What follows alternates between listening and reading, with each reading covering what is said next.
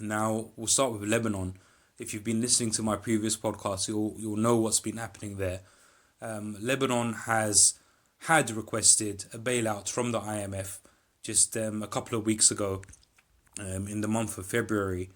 And you could see that Lebanon was already in a very dire situation economically. Now, with the coronavirus outbreak happening, that's going to get much worse.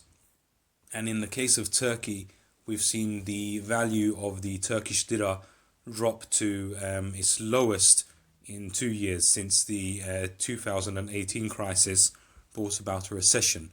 And it seems that this coronavirus will bring about yet another recession, a recession that Turkey perhaps cannot necessarily afford at this time. I don't think that Turkey was prepared for an outbreak like this, economically speaking. So it is quite worrying, actually, to see what is happening to countries that were previously relatively stable in the Middle Eastern region or the Eastern Mediterranean region, and the economic impacts that the coronavirus will have on these countries.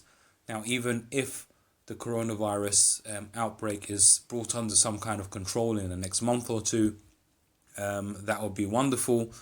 But the damage has already been done economically.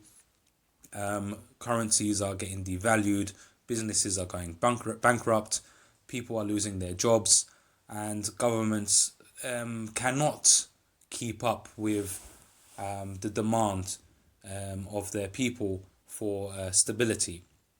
So it will be quite worrying if this situation winds up with people losing their homes, people marching on the streets, demanding better services that governments cannot afford, and really it could, my fear is that this crisis could lead to the collapse of many nation states as we know it.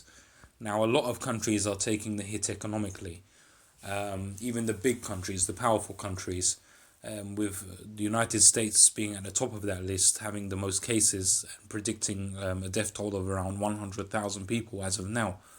But these countries, they have the strength to recover from a situation like this, whereas there are other countries who might not have that strength. They might never be able to recover from this.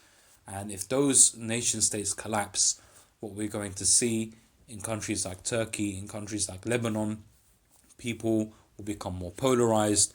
They will start turning to militant groups. They will start turning to extreme ideologies. And people will literally start fighting each other for the few scarce resources that are left.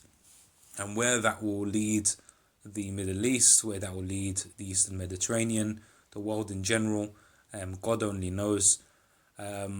I could spend a long time speculating about where this is leading, but it can only be speculation. This is something that we have not seen in modern times before, so no one really knows where it's going, but we can only hope for the best.